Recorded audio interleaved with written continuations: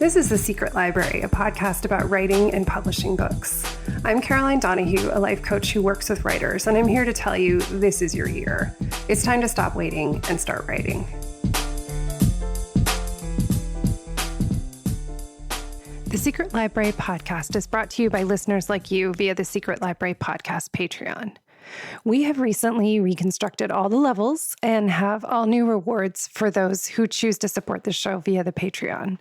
Based on everyone's enthusiastic support for the solo episode, as well as interest in getting more of a community going where we can share writing goals, get support, ask questions, and have them answered, there are now new levels that you can check out at the Patreon. If you'd like to hear more about my writing process, have access to a forum where you can post your goals and hear from other writers like you, as well as Q&A sessions and periodic video chats at certain levels, you can check this all out at patreon.com/secretlibrary. This is episode 140 of the Secret Library podcast.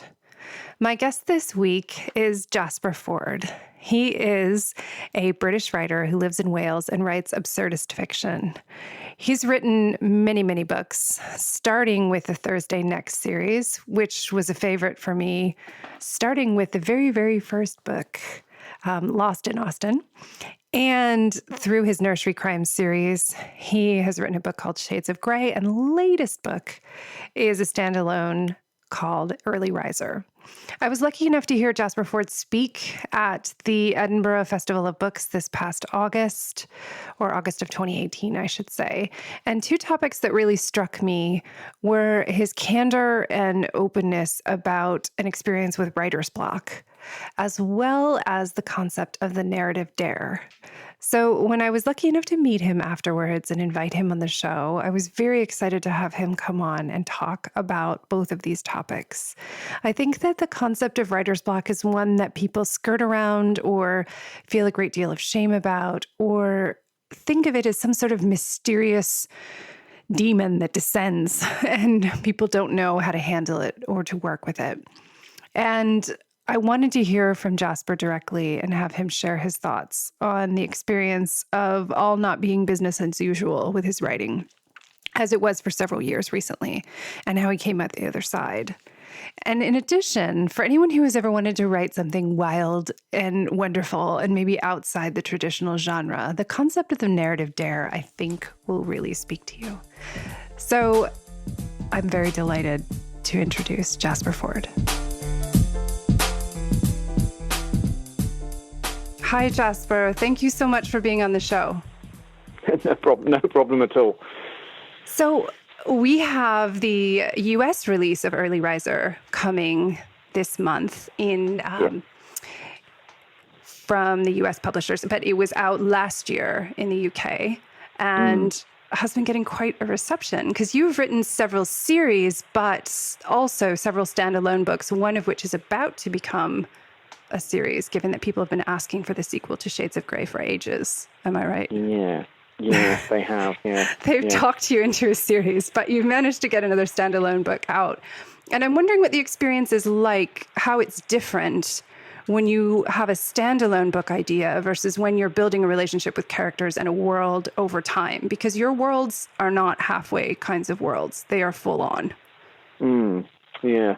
I think it's an odd one, really. I mean, part of it is, I suppose, economical, and part of it is from a creative point of view.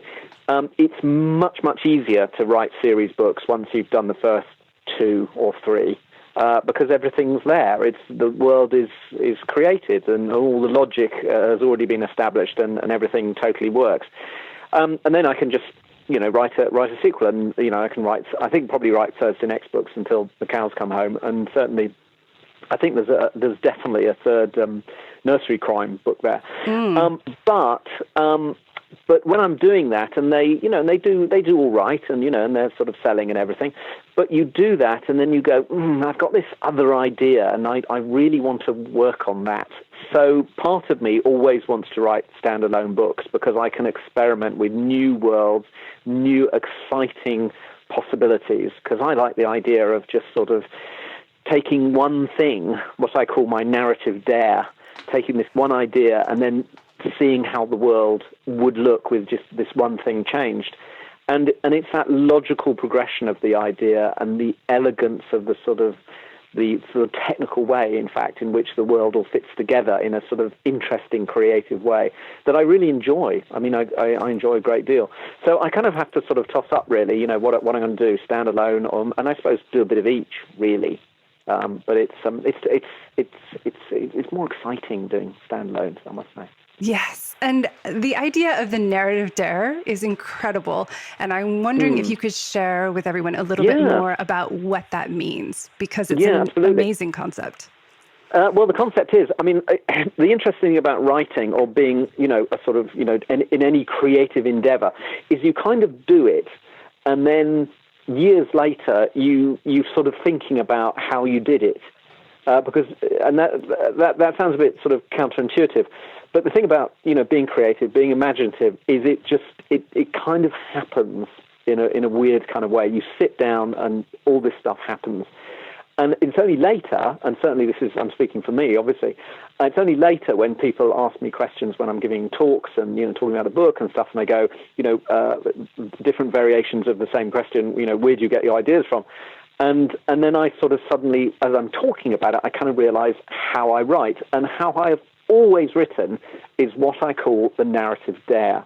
Now, what this means is that you set yourself a little conundrum, a little narrative conundrum, and then you have to write your way out of it.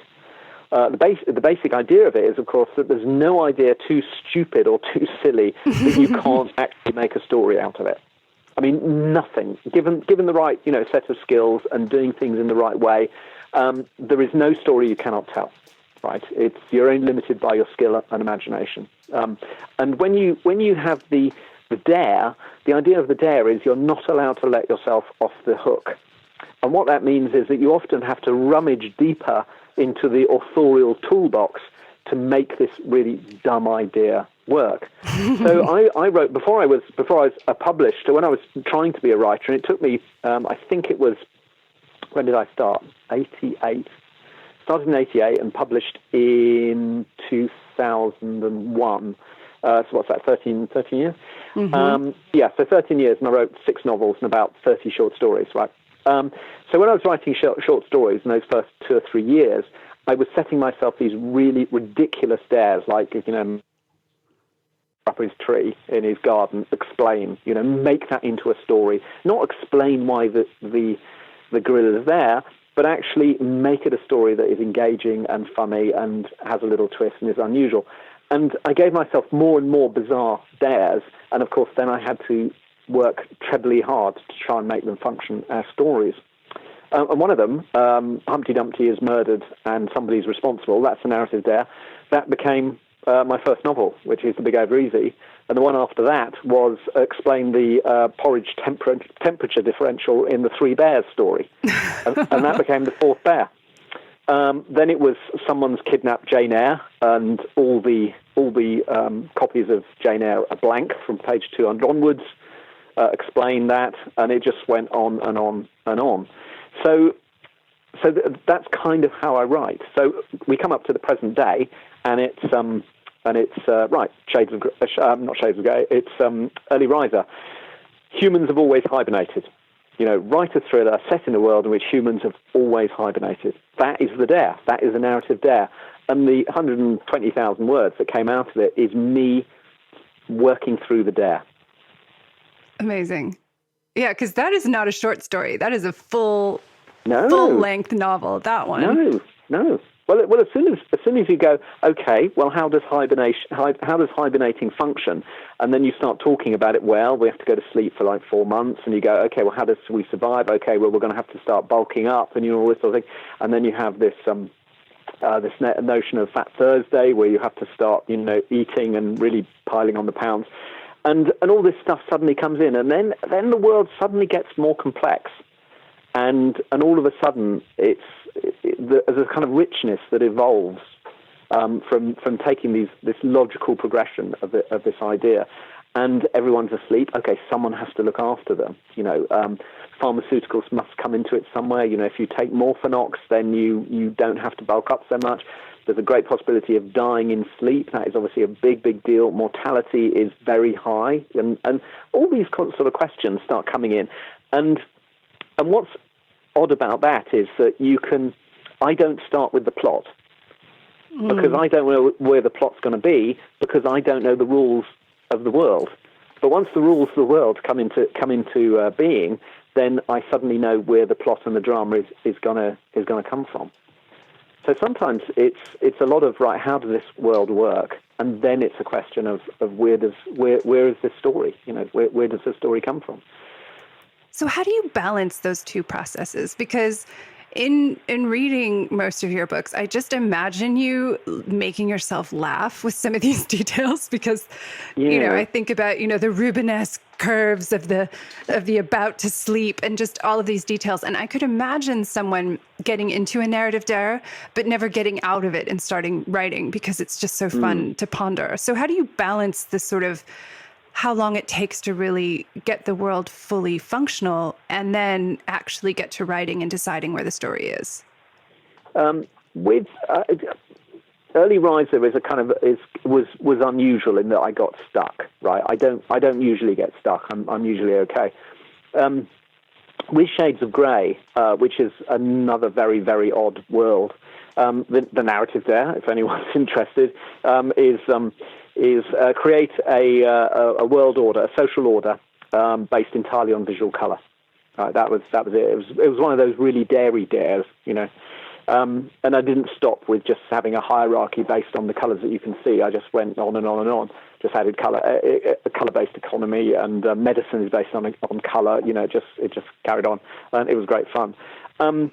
It was with Shades of Grey. It was right. Start writing, and see where you start going, and then all the rules that come in start to play. But the rules have to be the rules of the world, as your listeners will know. The rules have to be consistent, and the rules have to be kind of logical in a sort of bizarrely illogical way. Although the rules are unusual and it's strange, they have to kind of be plausible. And I think that's the secret of fantasy is you're turning something through 10 degrees. This was something that Terry Pratchett used to say. So the thing about fantasy is you turn something through 10 degrees, and all of a sudden you can see a little bit more that you never saw before. And I really like that. But there's also the thing about fantasy is you're trying to make the fantastic mundane or plausible. Because to the people in the fantasy world, it's not unusual at all. To Charlie Worthing or Eddie Russet, these worlds are not unusual. The things that happen to them are a little bit annoying, but they're not implausible to them. And I think to be able to put ourselves in the driver's seat, with our protagonist, you have to have a plausibility within a strange, fantastic, bizarre world. And that's a difficult one to juggle sometimes. But all the things in it are sort of plausible in a way. And I think that's also about suspending disbelief and getting the reader to join you on the sort of merry little quest. One of the things that you've done really well with this, and I think you have mentioned this in the past, is to use anchors of things that are familiar to us in this world, like Shakespeare is one in particular that came up, and to look at, one of the things I love was the concept of how Macbeth unfolds in a world where everyone has always hibernated. So I loved the way that you were able to make, to show just how far-reaching this concept of hibernation is, and the fact that it changes culture, not such that Shakespeare didn't exist, but just that he wrote the stories differently. Yeah. It is important because it does anchor, as you rightly point out. And I think the thing about Shakespeare is it's what I call a standard candle. That Shakespeare is kind of, no matter how the world ends up, there will always have been Shakespeare. There's something that remains the same, and I kind of like that idea. But it makes the world recognizable, which is very important. Especially when you're writing with perhaps a little bit of satire. It makes the world recognizable. It makes the world kind of weirdly plausible, I think, but it also says a great deal about the world. And I use Shakespeare as a standard candle in the Thursday Next series as well, in a very similar way. because we very early on we meet Landon and Thursday go to a Richard III audience participation play, and that was kind of really explaining how Thursday's world worked through the standard candle of Shakespeare. That Shakespeare is so widespread, so popular that they would do audience participation just like Rocky Horror Show. And in the same way, I do it in Early Riser to give you an idea of the sort of world that they have. That when I say that the narrative there is write a thriller in which humans have always hibernated, the important word in that is always, because everything is fundamentally different in a little way. So yeah, standard candles is a great way of looking at it. I love it. Mm-hmm. So, and you talked a little bit, you mentioned this here, and I'm wondering if we could go a little further into this, but you've written a tremendous number of books. This is the 14th, so you have a lot of experience with it, and yet you mentioned that you did get stuck with Early Riser, and I'm wondering if you could say more about what happened with that experience and what ultimately was helpful in getting through it. Yeah, it is a very interesting one, and I think it's something that I'm still trying to work my way through, because up until Early Riser, because this is a book because I didn't have a book out between 14 and 18, so that's 4 years, and up until then I was doing a book a year, and 1 year I did 2 books, so I was clearly could write quite fast. Sometimes 2 years. Shades of Grey took me 2 years, I think, to write, but I had another book coming out. Anyway, so I thought, well, it's going to take me 2 years. It didn't. It took like 3.5 years to write, and it wasn't me sort of not writing. I was writing every single day. I mean, every single day I could write. It wasn't. I hadn't abandoned it and gone away and sort of walked in in Bhutan or something, which would probably been a good idea maybe. I was constantly writing, and it always made kind of fun, really, of authors who said, I was completely blocked. I just said, well, you just prefer to be down the pub. You can't say you're blocked if you're a carpenter, can you? You can't be a carpenter and come into work and say, I can't. I have carpenter's block. I can't possibly make windows. I can only do roofing today. So no I kind of made fun of sort of writers, and I thought that it didn't exist. It was just writers being a little bit sort of I don't know, a mixture of kind of lazy and a little bit sort of flowery, perhaps. But I could not write. All the stuff I was writing didn't work. It wasn't coming together. I was writing and writing and writing, and I was deleting and deleting and deleting, and the story would not come out, the characters would not work, and the whole thing was just grinding to a halt, and it got worse and worse and worse. And there was one point, it eventually ended up as a book, it was 170,000 words, and I actually submitted that as a first draft because I didn't want my publishers to think that, I just couldn't do anything, that I'd done nothing for the past 2 years. And it was awful. I mean, absolutely, it was terrible, terrible draft. And I got to the point where I actually thought that maybe 13 books was all I could write.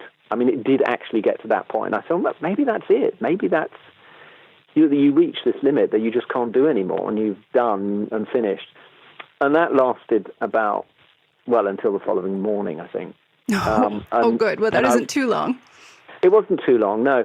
And I think what it was there was a lot of other stuff going on in my life, and I think how I managed to do a really good run over like 13 or 14 years is that all the planets were kind of in alignment, that everything was really sort of working, and there was no issues that I had to deal with, outside of my working life.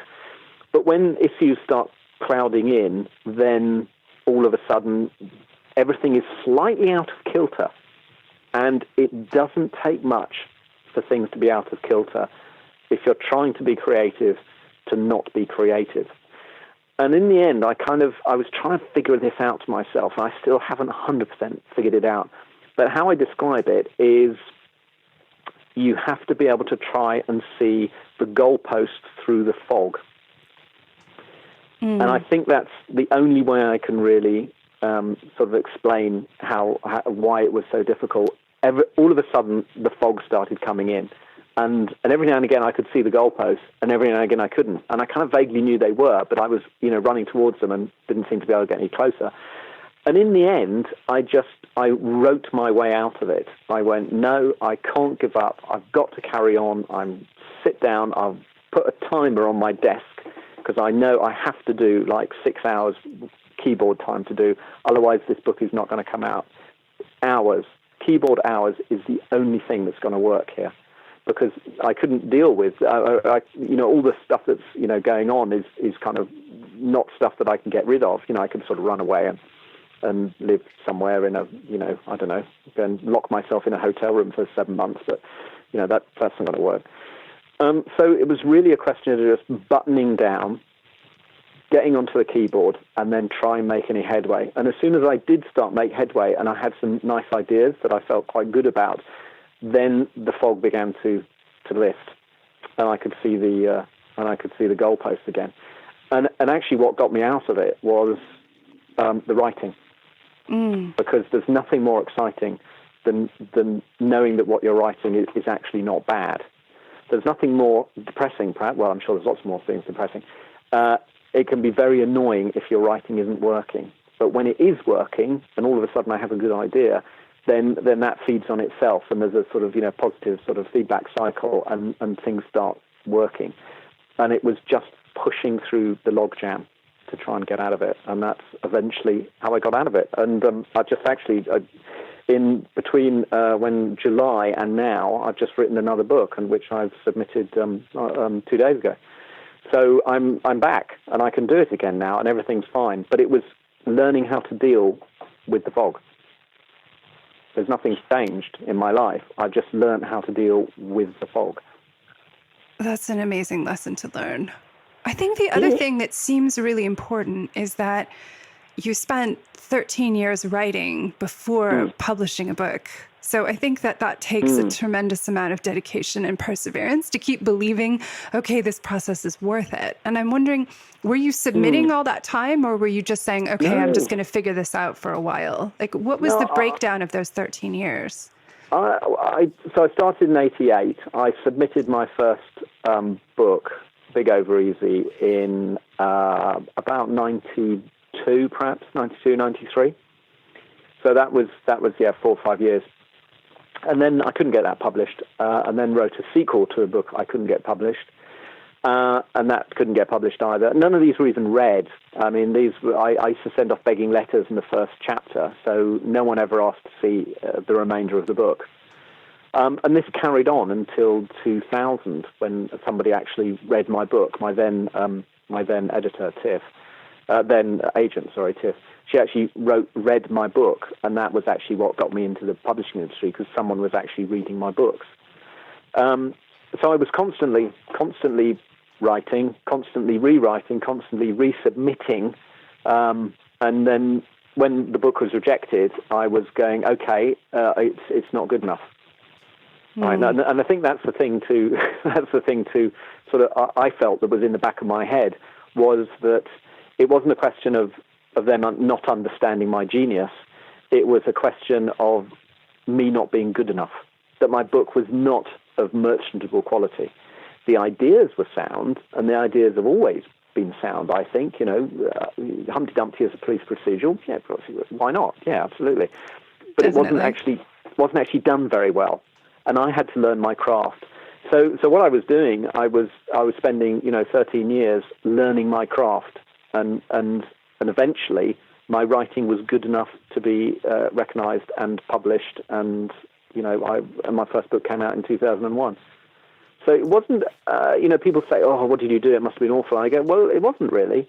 I was actually having a lot of fun, because I was enjoying myself, and I was learning this new craft. And learning a craft is great fun, because you get more skilled at it, and all of a sudden you're doing things with words that you never did before. And I find that a very enjoyable and exciting process, as I still do when writing books, with the whole narrative dare thing. Do you think some of the trick was that your books kind of defy convention in a certain way, or at least categorization? Like The Air Affair, I think of as like one of the best books for obsessive book nerds that I can think of, because there's so many little inside jokes for people who are big readers. I definitely felt that way reading it. But I also had the feeling as I was reading it that I'd never read anything else quite like it. So I'm wondering if they were like, we like this, but we don't know where to put it. Was there any of that kind of tension? And now you're just sort of your own genre unto yourself. Yeah, totally. I mean, it was, what I had was I had a book that my agent liked, and she said, look, I don't know who's going to be interested in this. I have no idea. I like it. I can't really explain why I like it. I just do, because it's silly and it's funny and it's erudite in places, and it's, pithy, and has a story arc and a romance, and it's just weird. Sort of leave it with me, and I'll do what I can. And she sort of didn't feel that it was going to be an easy sell. But she got someone to read it at Hodder, Helen, who was my then editor, and Helen thought the same. But she went, well, how am I going to sell this to Hodder? Because this is a real out there book. It's a real outlier, but it's a good read. I do enjoy it, And this is the end of the 90s when the publishing industry was kind of doing lad lit and chick lit. It was when those were sort of just about run out of puff by that time. And so my then editor just got me in a room with everyone at Hodder, and I had to sort of chat to them and charm them and just be generally quite sort of silly. And they felt, well, maybe he can help sell it. And they said, yeah, okay. But it was a very modest sale right at the very beginning. I think that it was a risk for them. I mean, this is why publishers are so brilliant, because they'll take risks with new authors. But it was not an easy sell at all. But I think people liked it because it was different and unusual. But I mean, as an aside on that one, it's one of the other things, of course, to your listeners. It's do your own stuff, and that is really important, because the only piece of advice I got when I was writing, I met very few people in the writery world, in the publishing world, or anything. And I met someone who was an agent. For some reason, I don't know, bumped into them somewhere, and she'd seen a chapter of, I don't know, The Fourth Bear or something, and she was kind of dismissive of it, and said, well, the only people who can sell comedy, have a series on TV and all this kind of nonsense.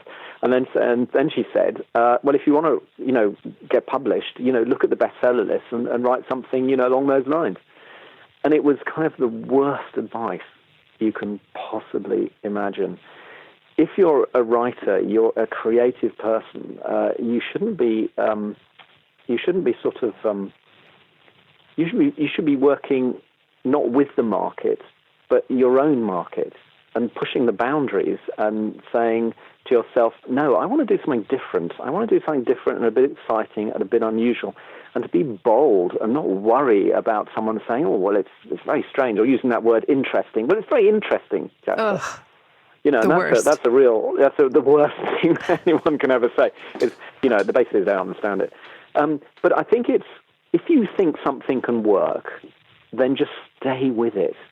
And if anything that I've done, is proves that, is that you can get some very odd stuff published and liked and bought, but only if you stick to your guns. And I never surrendered to writing anything than what I write. What I write is Jasper Fforde writing. I don't write other people's books. I write absolutely my own books. And if no one wanted to read them, I'd probably still be writing them now, because it's great fun and it amuses me. But stick to your guns. Dance the new steps at the Pan Pacific. Just have fun with it. Great reference. Yeah, and don't worry about people going, oh, well, I'm not sure. Couldn't you do some sort of Scandal Noir or something like that? Oh, Lord. Or be the British John Grisham or something like that. No, have a vision and make your own market. Yes, I think that's absolutely true. Yeah, don't write to market. And the other point is, of course, if you try and write to market, you can spend 2 years working on a book, and then it gets rejected, and it's not even your book because you've been writing someone else's book because you're trying to write to market. But if you spend 2 years writing a book that is absolutely how you see the world, because what we're doing essentially is exporting our worldview. That's what I'm doing. I'm exporting my worldview. This is how I see the world. This is what I love about humans and the world and everything. The richness of it, the bizarreness of it. If you're spending 2 years and you've written a book that is absolutely you, then at the end of it, even if it's not published, and I say it almost certainly will be if it's obviously good enough quality, then you've still got a book that is yours, and I think that's really important. I think so too. I mean, I think in some ways, in speaking about getting blocked, I mean, it seems even more likely that you would get stuck writing something that you're writing as sort of almost like a glorified business proposal. Like, I'm going to sell this, as if writing books is the best way in the world to make money. That's sort of a separate topic to have. Yeah. But I think that given that, the point is to enjoy the writing as well as the reading. I mean, you spend probably 4,000% more time writing a book than someone spends reading it. It's sort of an unfair piece of math. Yeah, it is, yeah. So you deserve to enjoy the writing just as much as someone gets to enjoy reading it. Yeah, I think so. And I was very gratified, this book that I've just written at the moment, I was very gratified that all did slot into place, and everything seemed to work, and I really enjoyed it. So I feel, as I'm much more invigorated as I go into writing. I think the next one I'm doing is the fourth in the Dragon Slayer series. Fun. So I've got to finish a series. You see, I've never finished a series before, and I really want to do it. See, I want to know what it's like. Absolutely. I've had no idea. So I can feel kind of invigorated moving into that, and it's only just February, so I've got lots of time to do it. So it does feel good. Having a good idea when you're writing is really, it's the ultimate high, to be honest. Well, Absolutely. For me, it is anyway. So how are you kind of cultivating all of these ideas? Because you've got the narrative dare, and then so you've got a narrative dare that comes up, and I'm assuming it just sort of pops up out of nowhere, like, I wonder about that.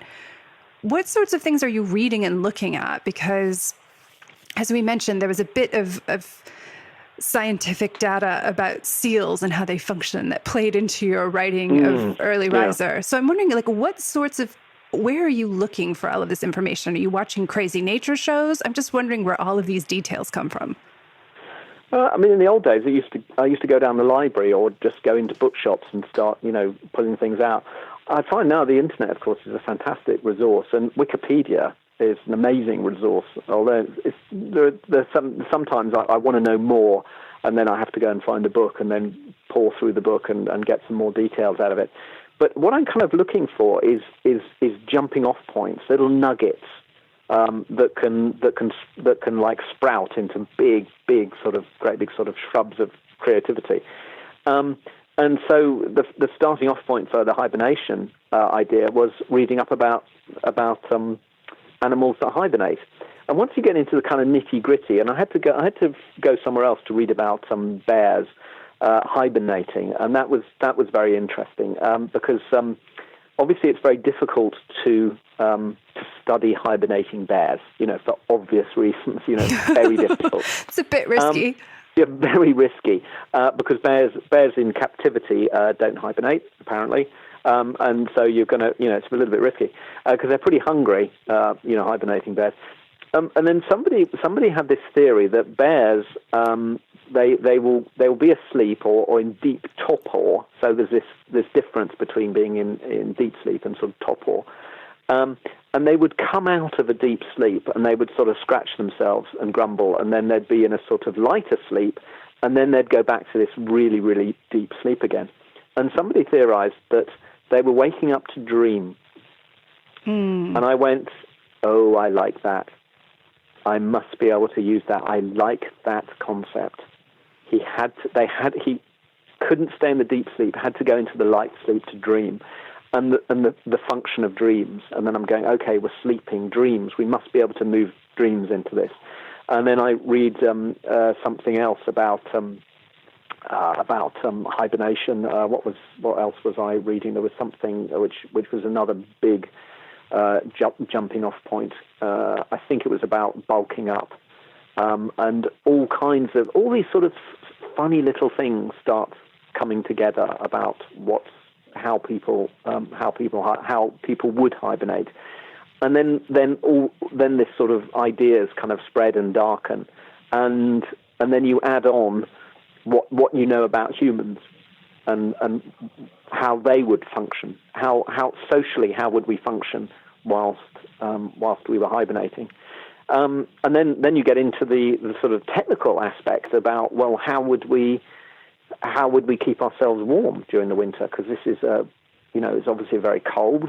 We're looking at a world that's getting colder rather than getting warmer. Then you can have an interesting little sort of joke about everyone's worried about global cooling, and I think I mentioned that Wales was set alight. So the coal fields in Wales have been set alight to actually add carbon dioxide to the climate, to the atmosphere, to try and kick off a in quotes greenhouse effect. And all the scientists agree that that'd be a really good idea, but they're not 100% sure about it. So there's all sort of little jokes like that you can make. But you start with these little ideas, and it's I mentioned before the logical progression of idea, and that works really well. So you just start off with these little nuggets, bit of research, and then all of a sudden you go, okay, well, let's look at this, let's look at that, let's look at the other. And then I remembered that one of the biggest traumatic things of my childhood was watching children's television, and we have this program, Blue Peter, children's television. They have pets, the Blue Peter pets, and it's a sort of studio show for kids. And they had a tortoise that used to hibernate, and of course it got eaten by rats. And that was a very traumatic thing to hear when the very, very seriously faced presenters on Blue Peter had to announce that they think that the pet tortoise might have been eaten by rats. And I go, I can so use that.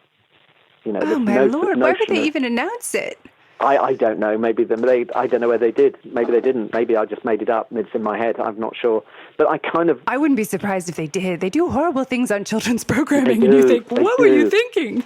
So this idea that hibernation is something to be feared. That when you say goodnight, you don't say goodnight to people. You say goodbye to people when you go to hibernate. And this idea of mortality, that you might not make it until the spring. And that being so, then the people who bring you up may not necessarily be your biological parents. That there might be a notion of socialized childcare.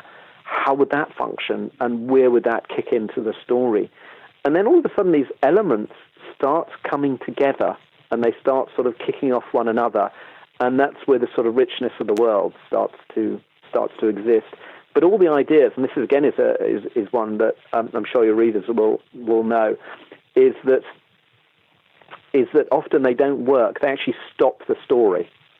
So you can have plot devices, and you can have this logical world, and all of a sudden it stops you from doing things that you want your characters to do. So then you have to modify the world slightly, and you can have ideas that you can't use because it will stop the plot from progressing.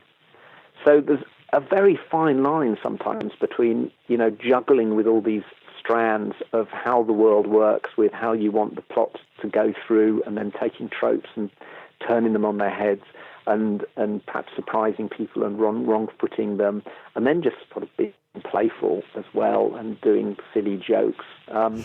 There's a real groaner of a joke that it takes me about 96 pages to finesse, but it's a real goodie. I'm really hoping that I got people groaning when the payback for that joke come around. So and all these things just come into the mix, and it's difficult to know quite how to make all the bits fit together, but it becomes sort of intuitive, I guess, after a while. So how do you keep track of all of these details? Are you sort of holding the rules in your head? Do you write it down? Do you have a weird wall that looks like, crime shows where they're, people are trying to track serial killers? Like, how do you keep track of all of this detail? For the most part, I keep it in my head, because when I'm writing, it all has to come out. I can't stop when I'm writing. The thing about writing, it has to be intuitive. It has to come out without touching the sides. I think when you're training yourself to be a writer, you're training yourself to do something naturally, right? In the same way that if you're a gymnast, right, you're training yourself to actually not be thinking as you're doing a treble forward somersault. You're sort of training yourself to almost do it without thinking. It has to come out without touching the sides. And when you're writing, you have to do that as well. The reason I can put all this, vast sort of ridiculousness of facts and sort of idiosyncrasies in the books is a lot of it is in my head. I'm a good sponge of information, so I will easily be able to move from one idea to another in a logical progression. So when I'm writing, for the most part, it's pretty much in my head. A typical writing day for me will be I will go over the last one or two chapters that I did the day before, and then when I get up to where I'm meant to be writing, I'll just carry on. If I leave my writing for any longer than the weekend, and sometimes I have to do a little bit during the weekends as well, then it all starts to drop out. And quite often I get to this point where I've gone, I've had to do a school visit and the week has not been tremendously productive writing-wise. And then Monday I will go back to the beginning. I've got to go back to the beginning. And I will all the way back to the beginning, no matter where I am in the book, and then I'll start reading it through again. And it's almost like I'm booting up like you boot up a computer every morning. Mm-hmm. It's almost like you have to boot yourself up. And then if you switch off the computer, if you go to bed or you leave yourself for 4 days, then you kind of unboot yourself. Then you need to reboot up all the facts and everything going on, and make sure you've got everything in the right order as well, of course, because when you're editing, you're often moving chapters around or sections around here and there, and you might forget exactly where the arc is actually going. So I just go back to the beginning, and quite often I'll do that, and I'll just go back to the beginning, read all the way through, change things here and there, have another idea, and I go, oh, hang on, no, this would work. If I were to move this here and this and add something here, then that would work. And I'm rewriting, and then I get back to where I'm meant to be, at the narrative horizon, as I call it. I get back to my narrative horizon, and I go carry on writing, and I do like a couple of chapters, go back the following day, and then 3 or 4 weeks after that, or a month or 2 months, I'll go back to the beginning. And I'll go right back to the beginning, and I'll start all over again. Wow. So then you spend, most of a day reading and then getting ideas, and then you can go forward. Yeah, reading. And sometimes I would often these days I'll make notes to myself if I'm in a leaving. I do leaving notes, and sometimes Mary, my wife, will sort of say, okay, we got to go. We're doing something this evening, and then if I have to start getting ready at 6 or 5 or something, I'll go right. Okay, it's been a good day. I'm going to leave myself half an hour so I can actually make notes where I am actually at, so I don't lose that because I might be picking it up only in 3 days' time. So quite often I'll do little notes to myself actually inside the text, or make notes to myself on a little pad that I actually need to do, or little ideas that I have that maybe I won't use. So I'm often making little notes down here and there, but for the most part, it's kind of in my head, really. That's amazing. I think that's great. No, the leaving notes is crucial because, you can get to the point, I think this is the kiss of death, at least for me, is being wherever I may be, out somewhere, walking around, in the shower, insert location that's inconvenient to write something down, thinking, oh yeah, of course I'm going to remember this. I will remember this perfectly. Yeah. This is a great idea. No, I never remember it later. Never. Always has to be written down. No, you do, unfortunately. I get good ideas in the shower. I do like sort of sit there and sort of soak, and then my mind will start to drift. But being on the motorway as well is a good one. Drive. I like driving. Going on road trips is really good because I really get to do some really good thinking. And often, I'll have a really good idea, and then I'll just make a note and a little chalkboard to put it down, just to remind myself. Brilliant. So this has been extremely helpful. And if you have any thoughts, let's say there's someone listening right now who's feeling really stuck. Would you give them any thoughts about one small thing they could do that might help move them a bit further forward? Well, it depends. It depends on how they're stuck, really. If it's if it's one of those sort of shoe leather chapters where you've got two exciting things, obviously there's going to be various little exciting things that are going to happen in your book, little sort of set pieces, the sort of the car chase, and I use that in quotes, the exciting bit, and then there's the slightly, the thoughtful bit, and then there's another perhaps little set piece. Now, if you're wondering how, because of course you can't have a set piece and then another set piece straight away, you've got to have something in between. So you've got these shoe leather chapters where something else happens, and of course the ideal way, of course, is to bring in a subplot that you've been nurturing, back somewhere in the book. Because a lot of, I think a good book has good pace. If something happens and it's exciting, and then all of a sudden something else happens, there might be a little interlude, a little sort of comedy interlude, or some other subplot going on. So if you're in a position where you don't know how to join parts of the book up, or you don't know quite where it's going, no, that's a different problem. If you pretty much know where the book's going, then it's kind of keyboard hours. You've just got to start. You just got to write. It's like look at it as a sculptor. Right, a sculptor has to have something. The clay has to be there. And then you start working with the clay. It has to be there. The words have to be there before you can start mucking them around and trying to get the story out the words. So often if I'm stuck or I don't know quite what's happening, I will then start writing something. And whilst I'm writing, then I'll have another little idea and I go, this is where it can go. And I know I can use this earlier because I referenced this and da-da-da-da-da. And then it all starts dropping into place.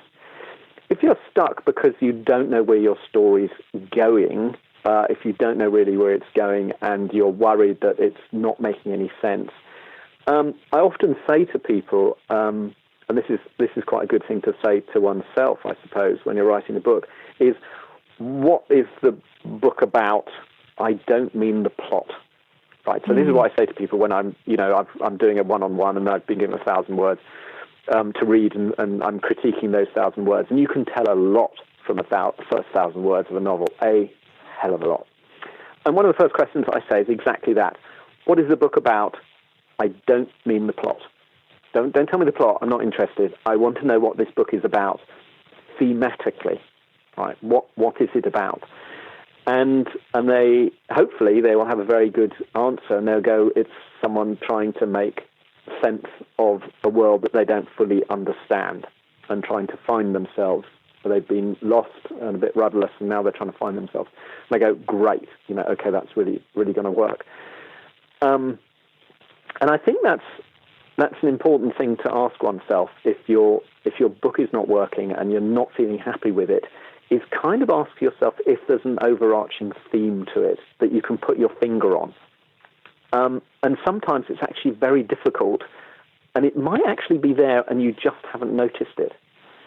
So it's probably worth thinking about that if you feel yourself, having a difficult time, and you can put in the keyboard hours, but it's still not working. And I would say try and figure out what the book is about and what you're trying to say and what you feel about it. And that might take some soul searching, because often we don't know what we're putting into books until long afterwards. But that might help. I think it will. I think that's a great way to look at it. Thank you so much. I know this is going to help so many people who may feel stuck, and it's been really wonderful talking to you. Oh, well, no, my pleasure. No, it's like, well, it's asking writers to talk about their books is like asking parents to talk about their children, isn't it? Or if you don't have children, to talk about your dog. So it's, we do like talking. I can talk about my dogs, my children, and writing. It's great. Brilliant. That would be a good show all of its own. Yeah. But no, it's been fun. Thank you. Thank you for listening to the Secret Library podcast. The show is produced by me, Caroline Donahue, and Frederick Barry McWilliams Jr., my tireless audio engineer. To get show notes for this episode and all other episodes, please visit secretlibrarypodcast.com. To get updates, literary love, and notification when new episodes are posted, sign up there for Footnotes, my newsletter. And to learn about life coaching with me to work on building your writing life, visit carolinedonahue.com. If you enjoyed this episode, please share it with a friend. Gold stars to everybody who leaves a rating and review on iTunes. We're so grateful. Until next time, happy reading.